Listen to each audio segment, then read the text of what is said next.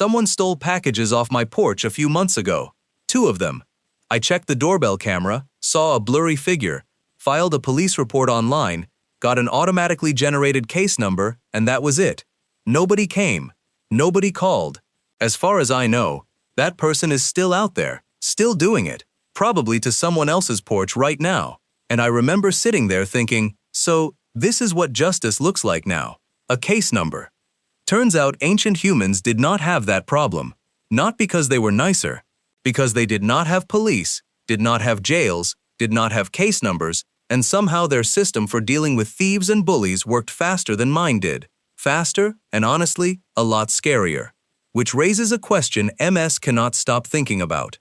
If 100 people living in the open with no locks, no walls, and no officers could stop a thief cold within days, why does it take my city weeks to not even try? Hi, I'm Marin Still, and today, we are talking about the invention of prison. Except it turns out prison came last, not first. MS is not going to tell you that ancient justice was kinder. It was not kind. Some of it is genuinely hard to sit with. What MS is going to show you is that for most of human history, the thing keeping you from stealing your neighbor's food was not a locked door. It was something much closer to you than that. And by the end of this, you are going to look at every awkward silence in a group chat completely differently. Here is the setup. For roughly 300,000 years, humans lived in small bands. 20, 40, maybe 80 people. No courts, no sheriffs, no stone walls with a single locked gate. And yet, according to the anthropologist Christopher Boehm, who spent decades studying exactly this question, these bands were not lawless. They were, in his words, some of the most rule-bound societies humans have ever built. They just enforced the rules with people instead of buildings. Boehm looked at dozens of hunter-gatherer and small-scale societies around the world, from the Kalahari to the Arctic, and found the same pattern showing up again and again. When someone broke a rule, stole food, hoarded meat, bullied a weaker member, the response almost never started with violence. It started with talk. Gossip. That is not a joke. Gossip was, functionally, the first police force humans ever built. Here is how it worked.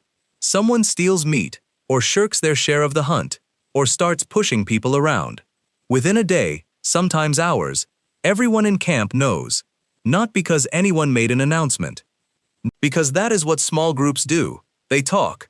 And the anthropologist Polly Wiesner, who spent years living among the Juhawansi people of the Kalahari, and recording their conversations around the fire at night, found that a huge amount of that fireside talk, sometimes the majority of it, was exactly this: sorting out who did what to whom, and deciding, together, what everyone now thought of them.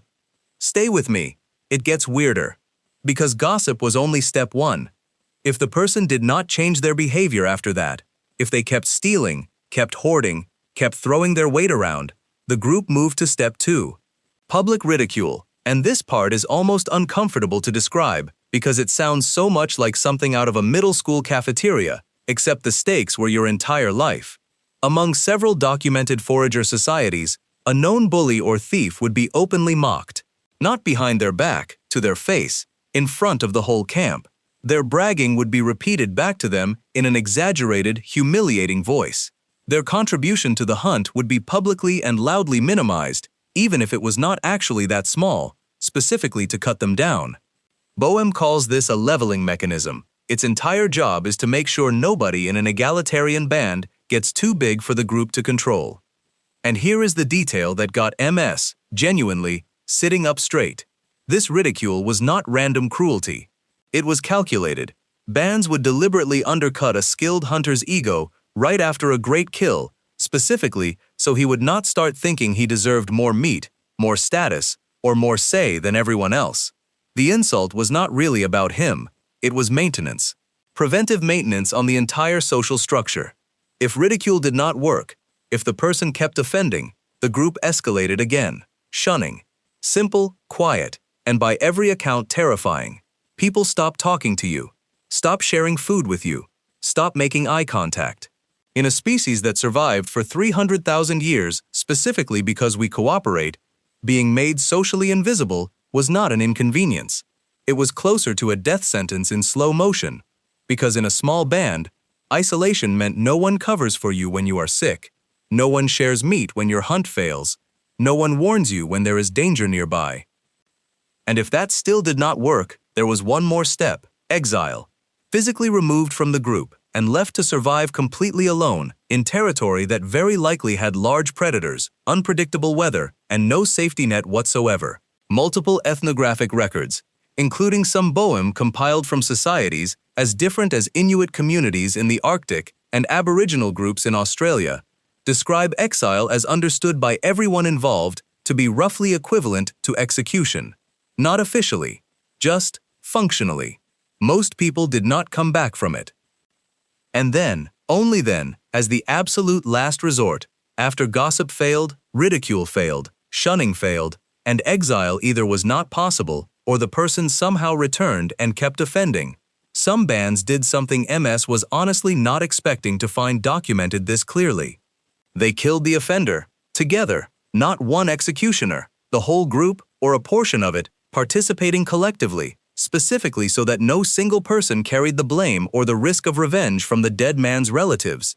Boehm's research on what he calls capital punishment in small-scale societies found this pattern across dozens of unrelated cultures on different continents. It was rare. It was treated as a genuinely serious, almost sacred act. But it existed, and it existed specifically because there was no jail to put the person in instead. So here is the full ladder: gossip, ridicule, shunning, exile, and only at the absolute end, collective killing. 5 steps, and every single one of them ran on relationships instead of walls. Now here is the part that connects back to my porch. The anthropologist Richard Wrangham has argued that this entire system, gossip escalating step by step toward the group's most severe punishment, is one of the reasons humans became so unusually cooperative compared to other primates. Chimpanzee groups have bullies too. But chimpanzees cannot gossip about a bully behind his back and organize a coordinated response the next day. Humans can. That specific ability, to talk about someone who is not in the room and build a shared plan against them, may be one of the quiet engines behind human cooperation itself. Which means the thing that stopped ancient thieves was never really punishment at all. It was visibility. Everybody saw everything. Everybody talked about everything. There was nowhere to hide and no way to be a stranger. The porch thief who stole my packages is, to me, a blurry shape on a doorbell camera. To an ancient band, that same person would have had a name, a face, a mother, a hunting record, and a reputation that every single person in camp was actively discussing within hours. That is the part we lost, not the harshness, the visibility. We built cities specifically so we could be strangers to each other. And then, we built police departments and prisons to replace the thing that used to happen automatically around a fire every single night. Prison did not get invented because gossip stopped working. Prison got invented because we built a world too large and too anonymous for gossip to reach.